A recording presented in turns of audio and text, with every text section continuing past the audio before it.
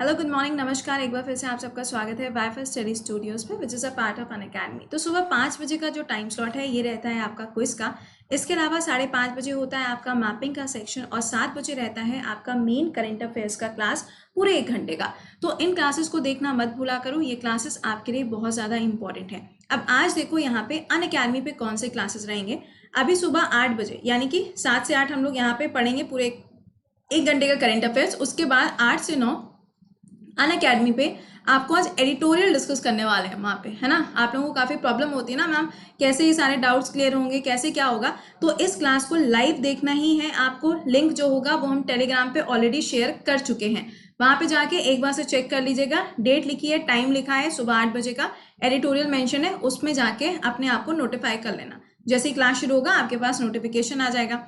इसके अलावा आज आपको 9:30 बजे वाईफाई स्टडी मेन चैनल पे भी एक क्लास मिलेगा, पॉलिटी से रिलेटेड है। एक बार जरूर से देख लेना, अपॉइंटमेंट्स और यहाँ पे रिमूवल के ऊपर वो चैप्टर है।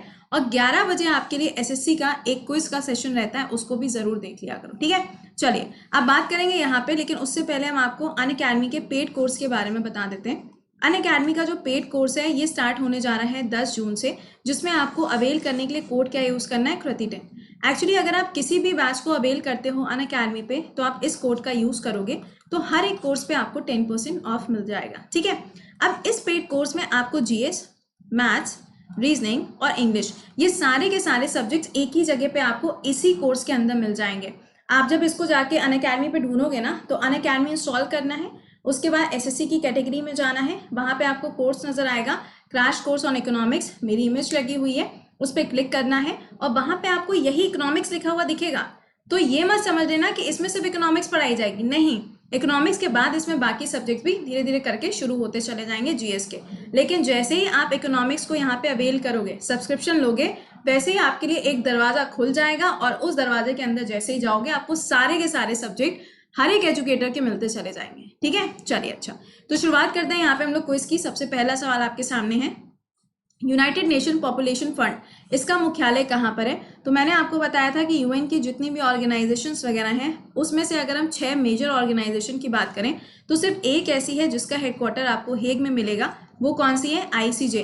बाकी सबका हेडक्वार्टर कहाँ पर है, न्यूयॉर्क के अंदर है। लेकिन ये ध्यान रखिएगा कि ये जो है ये इन 6 बॉडीज में से एक बॉडी नहीं है, ये तो बस इनकी एक नॉर्मल बॉडी जो इसके साथ मिलकर काम करती है। हेडक्वार्टर कहाँ पर है, न्यूयॉर्क के अंदर है। यूएन का फाउंडेशन डे कब मनाते हैं, 24 अक्टूबर को सेलिब्रेट होता है यूएन डे। और इसके हेड कौन है यहाँ पर, एंटोनियो ग्यूटेरेस। कहाँ से बिलोंग करते हैं, कौन सी कंट्री से बिलोंग करते हैं, तो पोर्टुगल से बिलोंग करते हैं। क्वेश्चन नंबर 2 देखो यहाँ पर, freedom fighter and national communal harmony award. आपको बताना है कि यह भी हाल ही में देखा जाए तो ये चर्चा में चल रहा था। आपको बताना है कि ये जो अवार्ड है इसका नाम, ठीक है। What is the name of the veteran freedom fighter and national communal harmony award who has pass recently. अभी हाल ही में जिनकी डेथ हुई है उनको इन 2 अवार्ड से सम्मानित किया गया है। आपको उनका नाम बताना है। नाम हो जाएगा यहाँ पे हेमा भराली। देखो ये नाम वगैरह जो होते हैं इंपॉर्टेंट होते हैं, लेकिन अगर इनको कोई भी अवार्ड मिलता है तो आपके लिए जरूरी हो जाता है। जैसे या पहले एक बार से जरा लिंक को कॉपी करके शेयर मार दिया करो। तुम लोग को आजकल हम शेयर करने को नहीं बोलते हैं तो तुम लोग शेयर नहीं करते हो यार। Share the session, okay. अब देखो, अगर मैंने आपसे पूछा हॉकी में, तो है हॉकी में आप जरा मुझे बताएंगे कि अभी कौन से प्लेयर थे जिनकी डेथ हुई है, जिन्होंने 3 गोल्ड मेडल जीते थे। जल्दी से कमेंट सेक्शन में आंसर करके बताओ। अगला, धानु यात्रा जो फेस्टिवल है ये कौन सा स्टेट में सेलिब्रेट होता है, तो ओडिशा के अंदर होता है।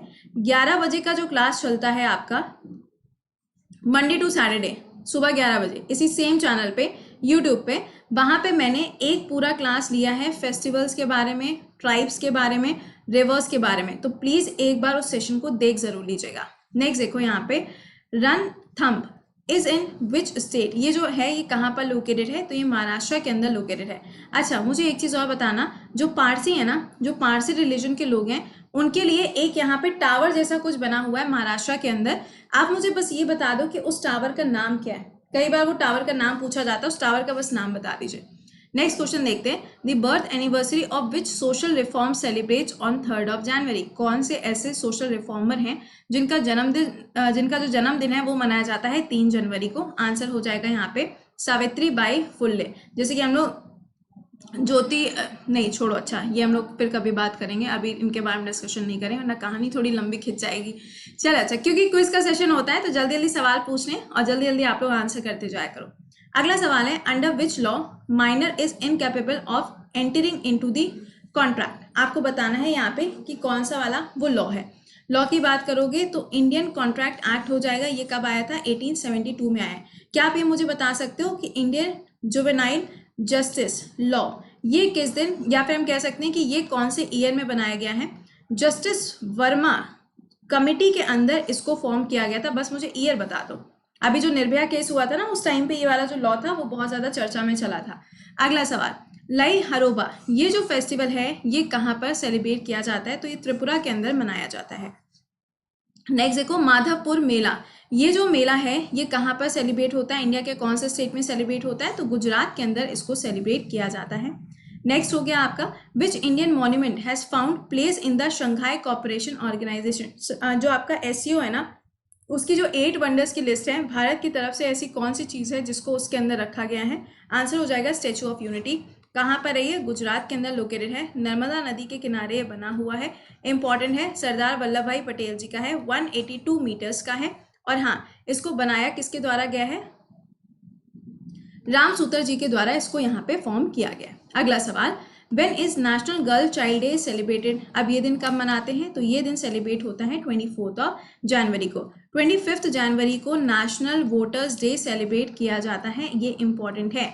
अगला देखो यहाँ पे, विच वेब सीरीज, आपको वेब सीरीज का नाम बताना है जिसको अभी Guinness book of world record के अंदर रखा गया था। The largest Indian cinematic music band, इस कैटेगरी के अंदर नाम क्या हो जाएगा? द अनफॉरगेटिंग आर्मी, इसको भी रिसेंटली गिनीज बुक के अंदर रखा गया। अगला सवाल, कौन सी ऐसी कंट्री है जिसने Guinness book of world record के अंदर अपना नाम दर्ज करवाया है सबसे हाईएस्ट ऑल्टीट्यूड पे फैशन शो कराने का? या ये नेपाल ही हो सकता है और कोई नहीं होगा, तो answer will be Nepal. Nepal अभी देखो, आई थिंक ये जनवरी या फेब में ही हुआ था, जल्दी की बात है, ज्यादा समय भी नहीं हुआ है। अब देखो, कैपिटल क्या है इसकी? काठमांडू है। क्यों मैंने बताया? क्योंकि यहाँ पे आपको सार्क का हेडक्वार्टर मिलेगा और काला पानी नाम की जो जगह है उसके साथ इंडिया का अभी विवाद चल रहा है। यहीं पे आपको मिलती है काली रिवर। यहाँ के पीएम कौन हो जाएंगे? ओली जी हैं। और प्रेसिडेंट कौन है? विद्या देवी भंडारी जी हैं। नेक्स्ट क्वेश्चन देखो, नगोवा जात्रा ये जो फेस्टिवल है ये कौन से स्टेट में, क्या यूनियन टेरिटरी में मनाया जाता है? तो ये तेलंगाना के अंदर सेलिब्रेट होता है।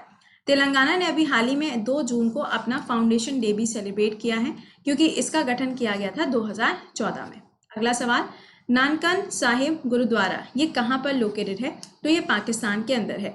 जैसे कि हम लोगों ने करतारपुर कॉरिडोर देखा ना, उसी तरीके से आपको एक ये भी गुरुद्वारा मिलता है। अगला, Ratan Ojha was the theatre artist activist of which state, ये कौन से स्टेट से बिलोंग करते हैं? आपको ये बताना है। तो ये आसाम से बिलोंग करते हैं। देखो, भगोरिया नाम का जो डांस फॉर्म है वो यहाँ से बिलोंग करता है। सतरिया डांस फॉर्म हो गया और बिहू डांस फॉर्म, और बोडो नाम की जो ट्राइब है वो भी आपको यहीं पे मिलती है। तो इन सारी चीजों को ध्यान रखिएगा। अगला सवाल, who is the legal adviser to the government of state in India? Legal adviser आपसे पूछा जा रहा है कि जो राज्य सरकारें होती हैं उनका लीगल एडवाइजर कौन होता है, कानूनी सलाहकार कौन होता है? तो ये हो जाएगा आपका एडवोकेट जनरल। कॉन्स्टिट्यूशन के कौन से आर्टिकल में दिया है? आर्टिकल नंबर 165 के अंदर। देखो एक चीज समझ लो, अगर आपको मेरे साथ पॉलिटी भी पढ़नी है, पूरा बेसिक से अगर पॉलिटी पढ़नी है, तो जो बैच मैंने अभी आपको बताया ना, क्रैश कोर्स ऑन इकोनॉमिक्स, जब आप इसको ज्वाइन करोगे तो इसके नेक्स्ट मंथ जैसे ही इकोनॉमिक्स खत्म होगा उसके बाद आपका फिजिकल ज्योग्राफी, वर्ल्ड ज्योग्राफी शुरू होगा, एंड इसके जस्ट बाद हम पॉलिटी स्टार्ट करने जा रहे हैं। तो आप लोग इस बैच को भी यहाँ पे ज्वाइन कर लो ताकि बाकी सब्जेक्ट भी आपको इजीली मिलते जाएंगे। 1 साल का सब्सक्रिप्शन लेना तभी सारे सब्जेक्ट मिलेंगे। बाद में ये मत कहना कि मैम आपने तो कहा था सारे सब्जेक्ट मिलेंगे, लेकिन कम से कम देखो 7-8 महीने तो लग ही जाते ना हर एक सब्जेक्ट को पूरा कवर करोगे तो। फाउंडेशन बैच है ना। चलिए, ये तो बात हो गई इसके बारे में। अब इस बैच के बारे में मैंने आपको ऑलरेडी बता दिया। इसको ज्वाइन करना है, कोड क्या यूज करोगे? कृति10 कोड यूज करोगे, तब आप इसको अवेल कर पाओगे। ठीक है, चलिए उम्मीद करते हैं कि आपको ये समझ में आ गया होगा। और जब आप इस बैच को अवेल करोगे तो आपको बाकी सब्जेक्ट भी यहाँ पे फ्री ऑफ कॉस्ट मिलेंगे, कुछ भी एक्स्ट्रा इन्वेस्ट करने की जरूरत नहीं है। आप 5:30 बजे मैपिंग का सेक्शन देखिएगा, फिर उसके बाद 7 बजे आपसे मुलाकात होगी लाइव सेशन में। तो लाइव सेशन में जुड़ना मत भूलिएगा, सुबह 7 बजे on WiFi Study studios. Till then, bye bye and take care.